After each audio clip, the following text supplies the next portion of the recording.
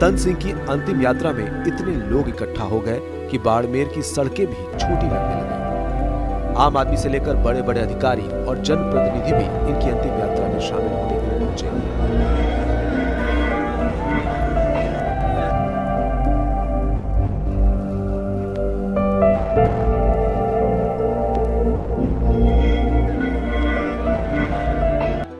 ये वो शख्स है जो हमेशा गरीबों के लिए, बाड़मेर के हितों के लिए लड़ता रहा है। आप देखिए कि किस तरीके से सड़कों पर जो जन सैलाब है, ऐसा जन सैलाब पहली बार देखने को मिला है। इससे पहले शायद ऐसा कभी नज़ारा बाड़मेर ने नहीं देखा होगा, क्योंकि इस शख्स के बारे में ऐसा कहा जाता है कि ये हमेशा गरीबों के हक की लड़ाई लड़ता रहा है, जिसके चलते ये वो शख्स था जो कोर्ट कचहरी के मामलों को अपने यहाँ पर अपनी जो भी पंचायती होती थी देसी अंदाज में उसको निपटा पर और गरीबों को न्याय दिलाने के लिए, और शायद उसी का नतीजा है कि आज पूरा बाड़मेर, और ऐसा बताया जा रहा है कि इस अंतिम यात्रा में 50,000 से ज़्यादा लोग शामिल हुए हैं। तन सिंह कोई नेता या फिल्म स्टार नहीं थे, बल्कि वो तो समाज के जरूरतमंद लोगों की मदद करने के लिए ही जाने जाते थे। इलाके के लोग कहते हैं कि ऐसा कभी नहीं हुआ कि तन सिंह के दरबार में कोई फरियादी पहुंचा और उसे खाली हाथ वापस लौटना पड़ा हो।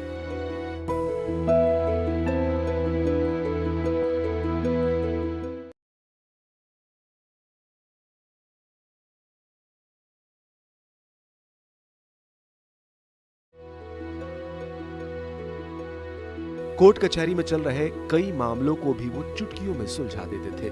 इलाके के लोगों के लिए ये किसी मसीहा से कम नहीं थे। लोग इनकी हर बात को इनका आदेश मानकर सिर माथे से लगा लेते थे। किसी वक्त में तन सिंह चौहान भी बेहद साधारण व्यक्ति थे। एक ड्राइवर के तौर पर उन्होंने अपने जीवन का संघर्ष शुरू किया। इसके बाद वो एक बड़े ठेकेदार के रूप में जाने जाने लगे। गुजरते वक्त के साथ ही तन सिंह जिले के सबसे बड़े भामाशाह बनकर उभरे। अगर इन्हें गरीबों का मसीहा कहें तो गलत नहीं होगा। बताते हैं कि तन सिंह चौहान ने कभी किसी नेता के साथ मंच साझा नहीं किया। इसके बावजूद बड़े बड़े नेता और अधिकारी इनके दरबार में हाजिरी लगाते थे। इलाके में इनकी लोकप्रियता कितनी ज्यादा थी, इसका अंदाजा इस जन सैलाब को देखकर ही लग जाता है।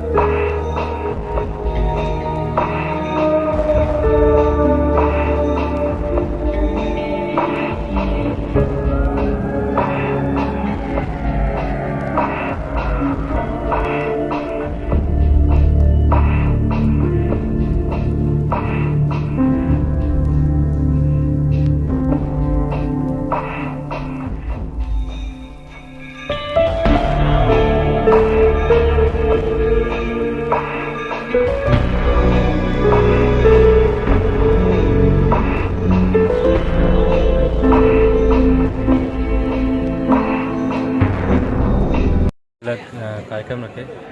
सबसे पहले जो ब्लड डोनेशन का कैंप था उसमें लोगों का बहुत बड़ा अभी भी क्रेज चल रहा है। लगभग 400 से ऊपर अभी ब्लड डोनेट हो चुका है और लगभग अभी 100-125 और अभी डॉक्टर ने उन्होंने मना किया है कि अभी इतना उनकी कैपेसिटी नहीं है, कैपेसिटी से बाहर अभी उन्हें अभी 500 के ऊपर हम लोग। दूसरा फिर एक नामकरण, रोड का नामकरण था गांधीनगर का, वो आदरणीय मेवाराम जी उन्होंने अभी फिर उसके बाद नंदी गौशाला जो अप्रोल बनाया मुख्य द्वार, उसमें आदरणीय मंत्री महोदय हरीश जी ने। उसके बाद अभी यहीं चल रहा है गोपाल गौशाला और अलग अलग जगह, जैसे पायला में चल रहा है, एक रामसर के अंदर ब्लड डोनेशन के अलग अलग कैंप लगे हैं। उसके बाद 4 बजे अभी श्रद्धांजलि सभा का रखा है जो आदर्श स्टेडियम के अंदर है। फिर 6 बजे पूरी शाम। सर अभी जब नंदी गौशाला बनी थी उस वक्त भी आपके पिताश्री ने लगातार वहाँ का रहे थे काम करने, तो आज भी कुछ अनाउंसमेंट और कितना उनका लगाव था खास तौर से गौ के प्रति, गौ माता के प्रति?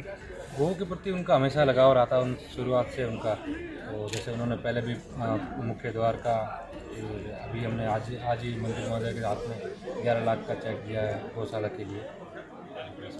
कितनी बड़ी जिम्मेदारी आपके कंधों पर है, जिस तरीके से लोगों की उम्मीदें हैं और एक साल भर में किस किस तरीके से लोग आए और कितना कठिन साल रहा और आपने लोगों की आशाओं पर कितना खरा करने की कोशिश की?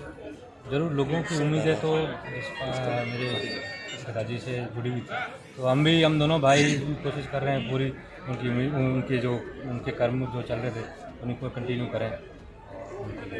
जो संस्था बनाई है उसका क्या उद्देश्य है? गरीबों की सेवा करना या किस तरह उसका, जैसे हमने नाम भी उनका बनाया है बाबा साहब तन सिंह चौहान जन सेवा संस्था।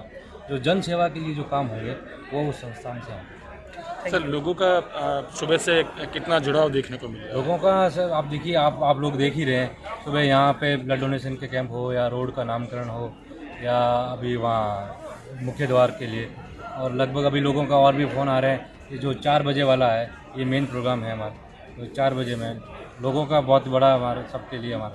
बाड़मेर के अलावा बाहर से भी बहुत सारे लोग आए हैं जिस तरीके से बड़े जैसे बॉम्बे से, अहमदाबाद से, जहाँ पापा का उनका था लगाव, सभी लोग यहाँ। सर 4 बजे वाली जो पुण्यतिथि वाला जो आयोजन स्थल है वो हमेशा परमानेंट रहेगा? हाँ, उनकी स्मृति में ही उस नगर पालिका ने वो हमें गोद दिया है, तो तन सिंह चौहान स्मृति उद्यान हमने उसका नाम रखे, उसी को हम पूरा डेवलप और करेंगे।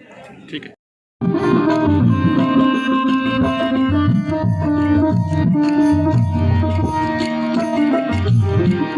समदृष्टि दर्शनात्यागी